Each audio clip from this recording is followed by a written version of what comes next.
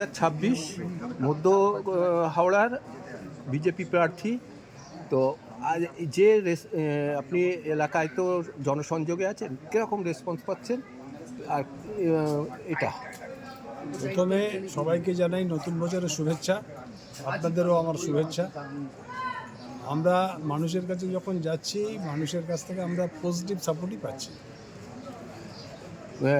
আইপ্যাকের আমার ছোট বুদ্ধিতে আমি যা বুঝি, এই দলটা আইপ্যাক আর পুলিশ মিলে চালায়, সুতরাং তার কি হবে না হবে আমরা তো ইন্টারেস্টেড নেই।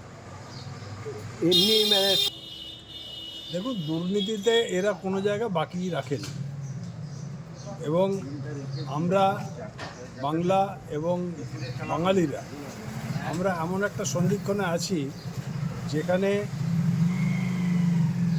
আমরা নিজেরা জাত হিসেবে ভারতবর্ষের মধ্যে একদম পেছনের দিকে চলে গেছি। বহুদিন আগে আমরা ছিলাম 1 নম্বর, সামনের দিক থেকে এখন পেছন দিক থেকে 1 নম্বর। তো ঠিক করতে গেলে সময় লাগে, আমরা তো সচেষ্ট হবই, হয়ে যাবে, বিশ্বাস আছে হয়ে যাবে। ঠিকই আছে, কোনো নিরাশার কোনো জায়গা নেই, আমরা জিতবো। পরিবর্তনের কি চিন্তাভাবনা করছেন? হ্যাঁ, মানুষ পরিবর্তন চাইছে তো, শুধু আমার সিট বলে নয়, বাংলাতেই পরিবর্তন হয়ে যাবে।